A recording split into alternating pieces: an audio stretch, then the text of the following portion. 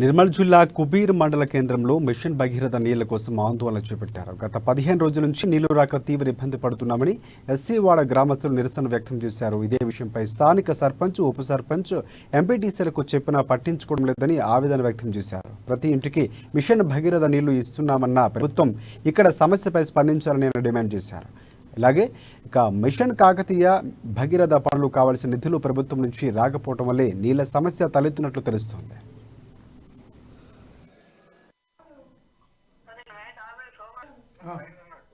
చెప్పు వాళ్ళకి వచ్చే 3 రోజులు మీరు దానికి ఇచ్చేస్తారు. ఇప్పుడు 8 రోజులు అప్పుడు మేము వాటర్ ఎక్కడ నుంచి తేవాలి?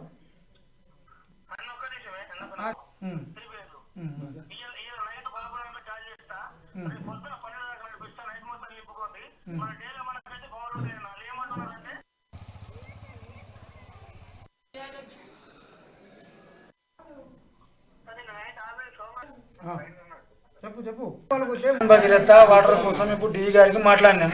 అతను ఇవాళ నైట్ లా కరెంటు లేదు కాబట్టి మనం వస్తలేవు నీళ్ళు. ఎస్సీ గారితో మాట్లాడి కరెంట్ ఆఫీసర్లు మాట్లాడి ఈ ప్రాబ్లమ్ ని సాల్వ్ చేస్తున్నాడు. మా నిగ్వా భగీరథ పైప్ లైన్ ఒకటి మన నిగ్వా కోసమే ఇచ్చేస్తున్నాడు.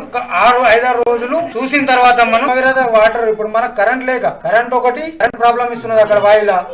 దానికోసం వస్తలేవు కాబట్టి ఇప్పుడు మనం డీకి మాట్లాడితే ఒక 6 రోజుల తర్వాత ఈ నైట్ చేస్తాడు. ఒక 5-6 రోజులు చూసిన తర్వాత మీకు మిషన్ భగీరథ రావు అన్న తిరిగి ఒక లెటర్ రాసిస్తారట.